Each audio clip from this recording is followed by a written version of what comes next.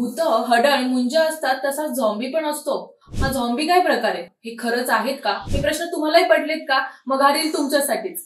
नमस्कार, मी प्रियंका वशिलामध्ये आपलं स्वागत। झॉम्बी हा नेमका काय प्रकार आहे हे आपल्यापैकी अनेकांना माहिती आहे, पण ज्यांना माहित नाही त्यांच्यासाठी सोप्या शब्दात जिवंत लोकांवर हल्ला करून त्यांचे मांस खाणारा मृत नसलेला माणूस म्हणजे झॉम्बी। तर हे झॉम्बी आता भारतात नाही, महाराष्ट्रात नाही, तर थेट मुंबई जवळच्या डोंबिवलीत पोहोचले।